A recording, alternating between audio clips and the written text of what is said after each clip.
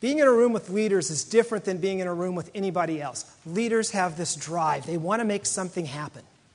However, I know something about leaders that is a secret that most of you don't talk about. A secret so deep that rarely at a session like this will you ever bring it up. That is that most of you are faking it. Now, half of you were willing to laugh. The other half are suppressing it because you're afraid that others are going to know. I have now talked with enough leaders to know one thing very consistently.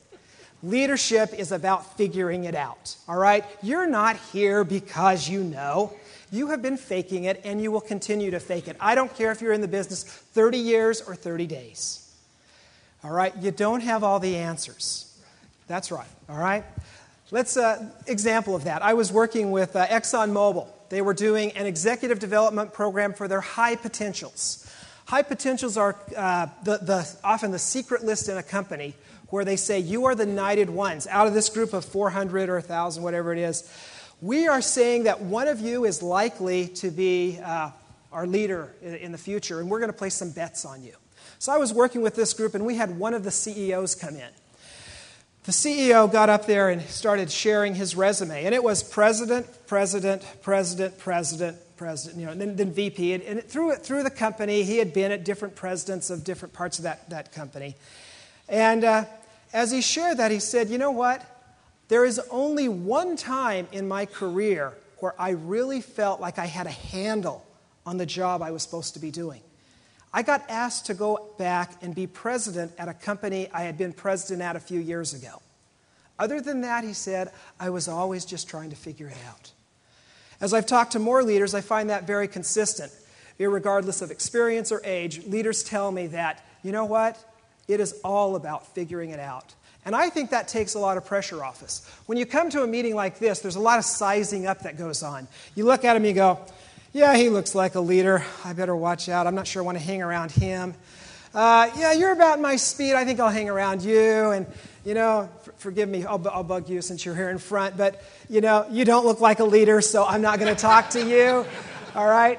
We do sizing up all the time, and there's a lot of problems that come from that.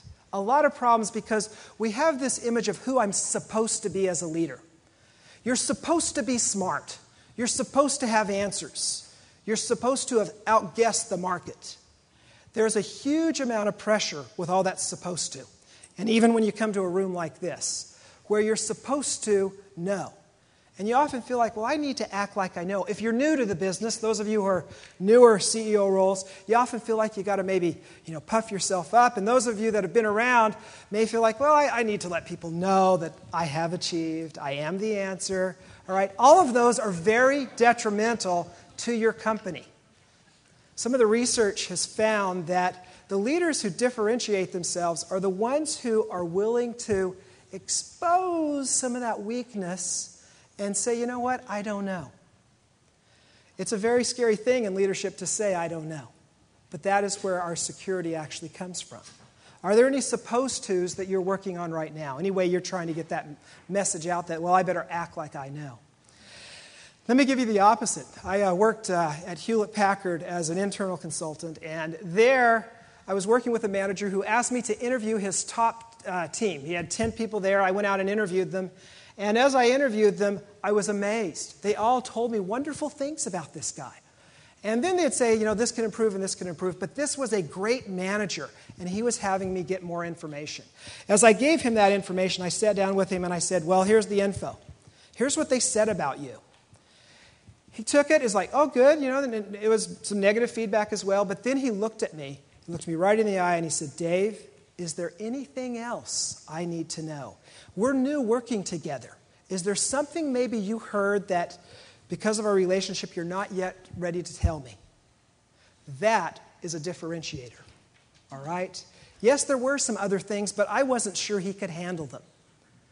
What I have found since that meeting is executive after executive that I work with, they tend to have that, tell me that little bit more, that thing that I need to hear but maybe don't want to, all right? So, there's the freedom. is you and I being willing to reach out for that little bit and expose that, you know what, I don't have it all. Even though I've been doing this for a long time, I still don't have the answers.